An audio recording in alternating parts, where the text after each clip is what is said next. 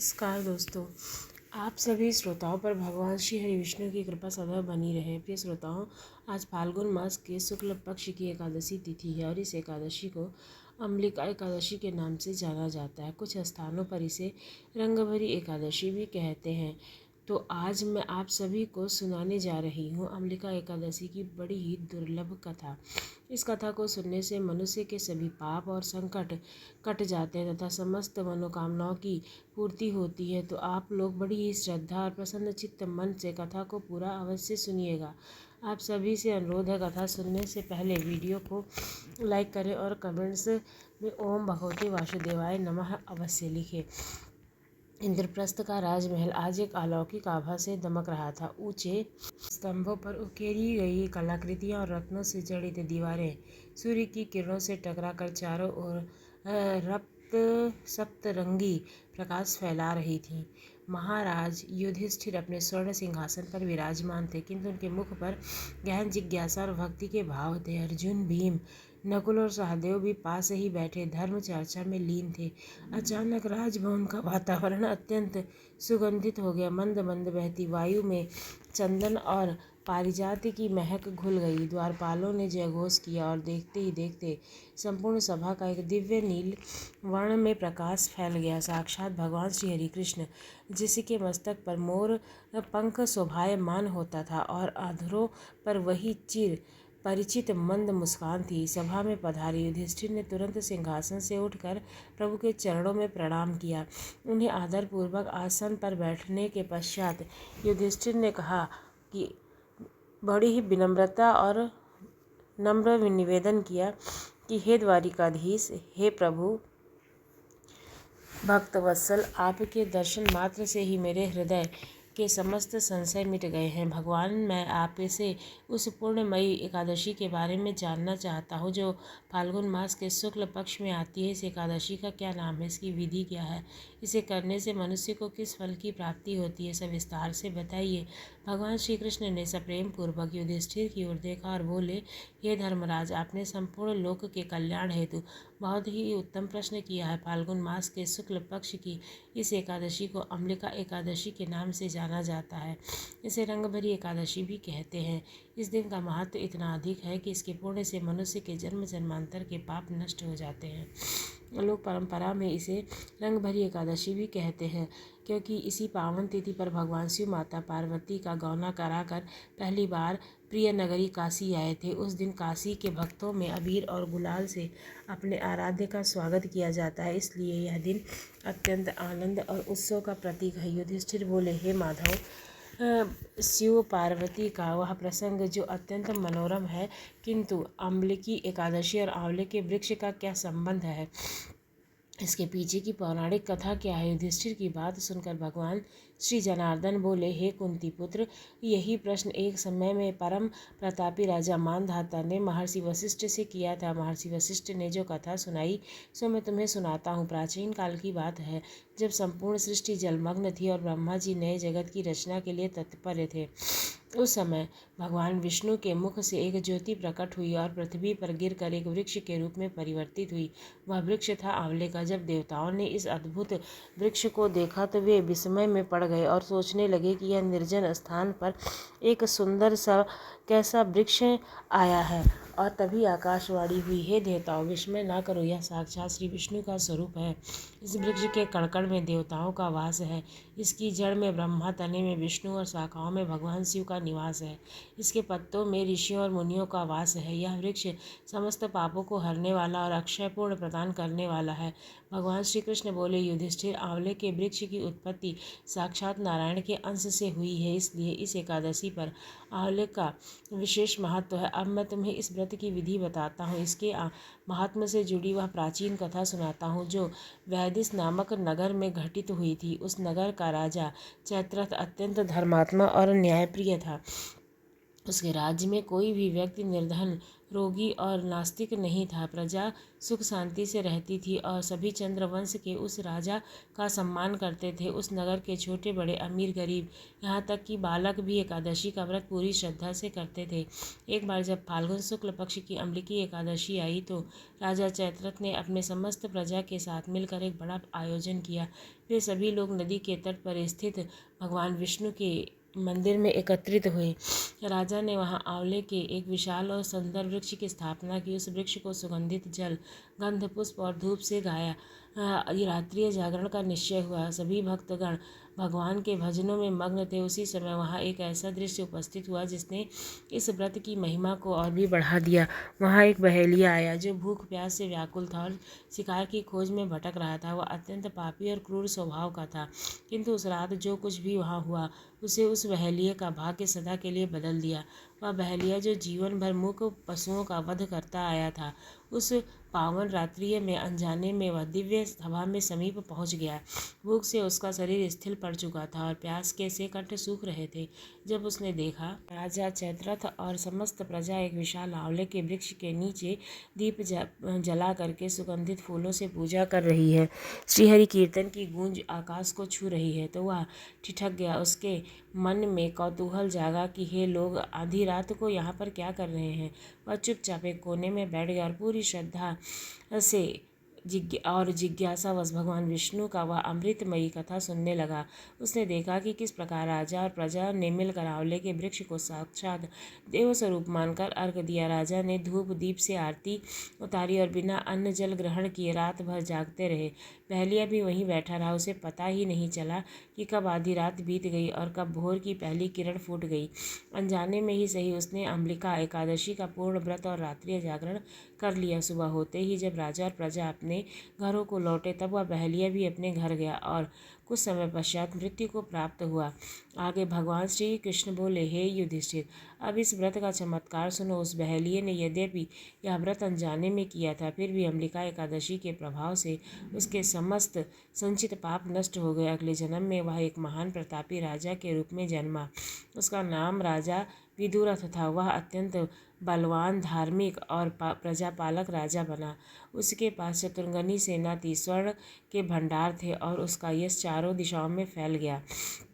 वह साक्षात सूर्य के समान तेजस्वी और चंद्रमा के समान सौम्य था। एक दिन राजा विदुरथ वन में शिकार खेलने गए। घने जंगलों में भटकते भटकते वे अपने सैनिकों से बिछड़ गए और एक वृक्ष के नीचे थककर सो गए। उसी समय वहां से कुछ मलेच्छ और दस्यु गुजरे। उन्होंने राजा को पहचान लिया। वे राजा से पुरानी शत्रुता रखते थे, क्योंकि राजा विदुरथ ने उनके अधर्म का दमन किया था। उन्होंने सोचा कि आज बदला लेने का अच्छा अवसर आया है। वे दुष्ट अस्त्र शस्त्र लेकर राजा पर टूट पड़े। उन्होंने चिल्लाकर कहा, मार डालो इस राजन को, इसने हमारे पूर्वजों को दंड दिया था, आज हम इसे जीवित नहीं छोड़ेंगे। उन्होंने राजा पर तलवार, भालों और तीरों से प्रहार करना प्रारंभ कर दिया। किंतु युधिष्ठिर देखो, भगवान की माया और एकादशी के व्रत का प्रभाव, वे जितने ही प्रहार करते वे सब राजा के शरीर को स्पर्श करते ही फूलों की पंखुड़ियों के समान कोमल होकर गिर जाया करते थे।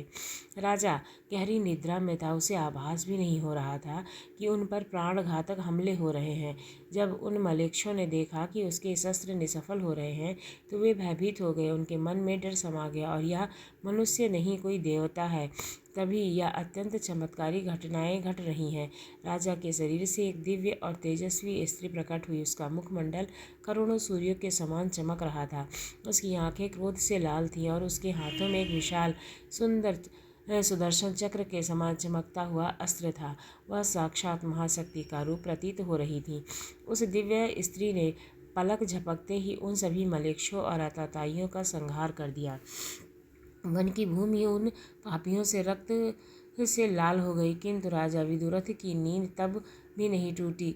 जब कुछ समय पश्चात राजा की आंख खुली तो उनने अपने आसपास शत्रुओं के शवों को देखा और वे दंग रह गए। वे सोचने लगे, इन बलवान शत्रुओं को किसने मारा होगा। इस निर्जन वन में मेरा रक्षक कौन हुआ। यहाँ कोई दिखाई नहीं दिया, फिर भी ऐसी रक्षा हुई। राजा आश्चर्यचकित होकर इधर उधर देखने लगा। तभी आकाश में एक गंभीर और मधुर ध्वनि गूंजी। वह आकाशवाणी थी, हे राजन, विस्मय ना करो, तुम्हारी रक्षा स्वयं भगवान विष्णु की शक्ति ने की है। तुमने मैंने पूर्व जन्म में अनजाने में ही सही किंतु फाल्गुन मास की उस परम पवित्र अम्बिका एकादशी का व्रत किया था। उसी व्रत के पूर्ण प्रताप से यह दिव्य शक्ति तुम्हारे भीतर से प्रकट हुई और तुम्हारी रक्षा की। राजा विदुरथ यह सुनकर गदगद हो गए। उन्होंने भगवान विष्णु को कोटि कोटि प्रणाम किया और जीवन भर भक्ति मार्ग पर चलने का संकल्प लिया। भगवान श्री कृष्ण ने युधिष्ठिर की ओर देखते हुए कहा, हे कुंती पुत्र, यह है अम्बिका एकादशी का महात्मा। जो मनुष्य इस व्रत को विधि विधान से करता है उसे न केवल इस लोक के सुख और सुरक्षा मिलती है बल्कि मृत्यु के पश्चात मोक्ष का अधिकारी बनता है। युधिष्ठिर बोले, हे जनार्दन, आपने इस व्रत की महिमा तो बता दी, अब कृपा करके इसकी विधि भी विस्तार से हमें समझाइए ताकि सामान्य मनुष्य भी इसका लाभ उठा सके। बिना किसी कठिन मंत्र के एक साधारण भक्त आराधना को कैसे पूर्ण करे। तब भगवान श्री कृष्ण बोले कि हे कोमल हाथों को अपने हाथों में लेते हुए कहा, हे धर्मराज, इस व्रत की विधि जितनी सरल है उतनी ही प्रभावशाली है। भक्ति भाव ही सबसे बड़ा अनुष्ठान है। जो भी भक्त इस अम्बिका एकादशी का व्रत करता है उसे एक दिन पूर्ण यानी कि 10वीं की रात्रि से ही मन में सात्विक विचार धारण करने चाहिए। ईर्ष्या, क्रोध और लोभ का त्याग कर देना चाहिए। अगले दिन एकादशी की ब्रह्म मुहूर्त में उठकर किसी पवित्र नदी, सरोवर और संभव ना हो तो घर पर ही गंगाजल मिश्रित जल से स्नान करना चाहिए। स्नान के पश्चात स्वच्छ वस्त्र धारण करें और मन ही मन भगवान विष्णु का संकल्प करते हुए व्रत का संकल्प लें। इसके बाद किसी सुंदर और फलदार आंवले के वृक्ष के समीप जाएं। यदि घर के समीप वृक्ष ना हो तो गमले में भी उसकी स्थापना की जा सकती है। इस स्थान को लीप कर स्वच्छ करें और वहाँ पर सुंदर कलश स्थापित करें।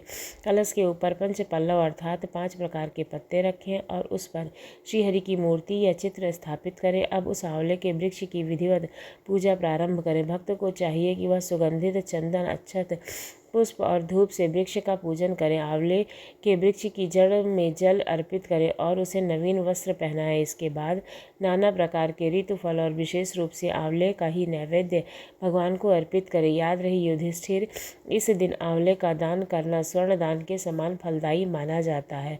पूजन के समय श्रद्धापूर्वक हाथ जोड़कर प्रार्थना करें, हे धात्रिय, हे विष्णु स्वरूप वृक्ष, आप समस्त पापों का नाश करने वाले हैं। मेरी इस पूजा को स्वीकार करें और मुझे अपनी भक्ति प्रदान करें। युधिष्ठिर बड़े ध्यान से सुन रहे थे। श्री कृष्ण ने आगे कहा, पूजन के पश्चात वहाँ बैठकर भगवान विष्णु की कथाओं का श्रवण करना चाहिए। कार्तिक और भजन से वातावरण को भक्तिमय बना दें। इस दिन अन्न का पूरी तरह त्याग करना अनिवार्य है। केवल फलाहार और जल का सेवन किया जा सकता है। रात्रि का समय सोने में व्यर्थ न गंवाएं बल्कि दीपदान करें और अखंड जागरण करें। जो भक्त रात्रि भर जाग कर हरि का कीर्तन करता है उसे सहस्त्र गोदान का फल प्राप्त होता है। अगले दिन यानी द्वादशी को प्रातःकाल पुनः स्नान करके ब्राह्मणों व निर्धनों को भोजन कराना चाहिए। उन्हें यथाशक्ति दक्षिणा देना चाहिए, फिर स्वयं पारण करना चाहिए। इस प्रकार जो भी मनुष्य श्रद्धा और भक्ति से इस व्रत को पूर्ण करता है उसके जीवन में समस्त संकट कट जाते हैं। जिस प्रकार उस बहलिये ने अनजाने में भी इस व्रत के प्रभाव से राज सुख प्राप्त किया, तो सोचो जो भक्त पूर्ण विधि और प्रेम से यह व्रत करेगा उसे भला क्या प्राप्त नहीं होगा। श्री कृष्ण की वाणी में अमृत बरस रहा था। युधिष्ठिर ने पूछा, भगवान, हे माधव, आपने कहा कि आंवले के वृक्ष में देवताओं का वास होता है, क्या इसी कारण इसे धात्रिय भी कहा जाता है? और इस वृक्ष की सेवा में माँ लक्ष्मी का क्या संबंध है? भगवान मुस्कुराए और बोले, सत्य कह रहे हो, साक्षात लक्ष्मी जी जो यह वृक्ष अत्यंत प्रिय है क्योंकि यह श्री विष्णु का ही एक स्वरूप है। जो व्यक्ति एकादशी के दिन आंवले के वृक्ष के नीचे बैठकर दीप जलाता है उसके घर में कभी दरिद्रता का प्रवेश नहीं होता है। माता लक्ष्मी उस पर अपनी कृपा बनाए रखती हैं। यह वृक्ष केवल एक पौधा नहीं बल्कि पृथ्वी पर साक्षात कल्प वृक्ष के समान और मनोकामनाएं पूर्ण करता है। किंतु युधिष्ठिर, इस व्रत का सबसे बड़ा फल तो आत्मिक शुद्धि है। भगवान जीवन भर माया के जाल में फंसा रहता है और पापों की गठरी बांधता रहता है। अम्बिका एकादशी वह पावन जल है जिसके स्नान से आत्मा पुनः निर्मल हो जाती है। यह व्रत मनुष्य को स्वयं सिखाता है और उसे ईश्वर के संदिग्ध ले जाने का अनुभव कराता है। सभा में उपस्थित सभी लोग मंत्रमुग्ध होकर श्री कृष्ण की बातें सुन रहे थे। ऐसा लगा मानो साक्षात ज्ञान की गंगा बह रही। युधिष्ठिर के मन में अब उस वैदिस नगर के राजा और उस बहेलिये के अगले जन्म की और भी बातें जानने की उत्कंठा जाग उठी। वे जानना चाहते थे कि कैसे एक साधारण सा व्रत किसी नियति को पूर्ण रूप से बदल सकता है। श्री कृष्ण ने अपनी कथा को आगे बढ़ाते हुए कहा, हे कुंती पुत्र युधिष्ठिर, उस वैदिस नगर के राजा चैत्रथ ने जब वह दिव्य आकाशवाणी सुनी तो उनका हृदय भक्ति और कृतज्ञता से भर गया। उन्होंने समझ लिया था कि यह केवल एक संयोग नहीं बल्कि भगवान विष्णु की अनंत करुणा है, जिसने एक साधारण बहेलिये को अगले जन्म में राजा विदुरथ के रूप में प्रतिष्ठित किया और अपनी रक्षा के लिए अपनी शक्ति भी प्रकट की। राजा विदुरथ ने भी उस दिन से अपने राज्य के कोने कोने में इस व्रत का प्रचार किया, किंतु युधिष्ठिर उस दिव्य स्त्री का प्रकट एक गूढ़ रहस्य था। वह कोई साधारण स्त्री नहीं थी, वह साक्षात एकादशी माता थी। जब कोई भक्त पूर्ण निष्ठा से एकादशी का व्रत करता है तो वह देवी उस भक्त की शरीर और आत्मा में वास करने लगती है। संकट के समय वही शक्ति जागृत होकर शत्रु का विनाश करती है। राजा विदुरथ पर मलेच्छों ने प्रहार किया। वे मलेच्छ केवल बाहरी शत्रु नहीं थे, वे मनुष्य के भीतर के काम, क्रोध और लोभ रूपी विकारों के प्रतीक थे। एकादशी व्रत की वह अग्नि उन विकारों को भस्म कर देती है। युधिष्ठिर बोले, हे माधव, आपकी बातें सुनकर मन को अपार शांति मिल रही है, किंतु एक बात मन में आती है कि क्या अम्बिका एकादशी का फल केवल राजाओं या महान तपस्वियों को ही मिलता है? क्या सामान्य गृहस्थ या अत्यंत दीनहीन व्यक्ति भी इसका पूर्ण लाभ उठा सकते हैं? और क्या अनजाने में किए गए व्रत का भी फल इतना महान होता है? भगवान श्री कृष्ण ने मुस्कुराते हुए उत्तर दिया, हे पांडुपुत्र, भगवान की दृष्टि में ना कोई राजा है ना कोई रंक है, वे केवल भाव के भूखे हैं। उस बहेलिये ने अनजाने में व्रत किया, फिर भी उसे राज सुख मिला। यदि कोई जानबूझकर श्रद्धा के साथ इस मार्ग पर चलता है तो उसके लिए वैकुंठ के द्वार खुल जाते हैं। अम्बिका एकादशी के दिन जो मनुष्य आंवले के वृक्ष का स्पर्श करता है, उसके स्पर्श मात्र से पापों का क्षय होने लगता है। जो उसका फल खाता है उसे दीर्घायु प्राप्त होती है, और जो उस वृक्ष के नीचे बैठकर दान करता है उसका दान अक्षय हो जाता है। वैदिस नगर की यह कथा हमें सिखाती है कि धर्म का मार्ग सबके लिए खुला है। उस नगर में ब्राह्मण, क्षत्रिय, वैश्य और शत्रु चारों वर्ण के लोग समान रूप से इस व्रत को करते थे। वहाँ ना कोई ऊंच था ना कोई नीच था, ना कोई द्वेष था। जहाँ एकादशी का वास होता है वहाँ कलह और दुख टिक भी नहीं सकते। राजा चैत्रथ ने अपने शासन काल में केवल भौतिक समृद्धि ही नहीं बल्कि आध्यात्मिक चेतना का भी विस्तार किया था। उन्होंने प्रजा को सिखाया कि सच्ची सुख शांति केवल धन दौलत में नहीं बल्कि श्रीहरि के चरणों में समर्पित होने से मिलती है। श्री कृष्ण आगे बोले, हे राजन, इस व्रत की महिमा का वर्णन तो स्वयं शेषनाग भी अपनी सहस्त्र जीवाओं से नहीं कर सकते हैं। अम्बिका एकादशी के दिन जो मनुष्य भक्ति भाव से आंवले के वृक्ष की परिक्रमा करता है उसे पृथ्वी की परिक्रमा करने के समान पुण्य मिलता है। यह वृक्ष साक्षात नारायण का स्वरूप है, इसकी सेवा साक्षात जनार्दन की सेवा है। जो मनुष्य इस कथा को सुनता है और दूसरों को सुनाता है उसे भी इस व्रत का आधा फल प्राप्त होता है। भगवान श्री कृष्ण बोले, अब विचार करो युधिष्ठिर, वह बहेलिया जो जीवन पर हिंसा में लिप्त रहा, जिसने कभी किसी देवता का नाम नहीं लिया, केवल एक रात्रि पर अनजाने जागरण और सत्संग के प्रभाव से अगले जन्म में महान राजा बना। इससे सिद्ध होता है कि भगवान की कृपा का द्वार हर किसी के लिए सदैव खुला रहता है। बस आवश्यकता है एक पल की उस सच्ची पुकार की जो हृदय की गहराई से निकले। सभा के चारों ओर सन्नाटा था, हर कोई उस दिव्य प्रसंग में डूब रहा था। युधिष्ठिर की आंखों में प्रेमाश्रु थे। वे बोले, धन्य है वह बहेलिया और धन्य है यह पावन अम्बिका एकादशी की कथा। हे गोविंद, आपने आज एक महान साक्ष्य सत्य के साक्षात्कार कराया है। अब कृपया करके इस कथा के अंतिम भाग वैकुंठ प्राप्ति के उस परम आनंद का वर्णन करें जो इस व्रत को करने वाले भक्त को अत्यंत प्राप्त होता है। श्री कृष्ण ने युधिष्ठिर के मस्तक पर अपना हाथ रखा और शांत स्वर से बोले, अवश्य युधिष्ठिर, अब सुनो इस पावन कथा का उपसंहार। और इस परम भक्ति गति को केवल बिरले ही भक्तों की प्राप्ति होती है। जो श्री कृष्ण ने भाव से मुस्कान के साथ अपनी अमृतवाणी को आगे बढ़ाया। हे धर्मराज युधिष्ठिर, अब इस परम पावन कथा के तार्किक और आध्यात्मिक अंत को श्रवण करो।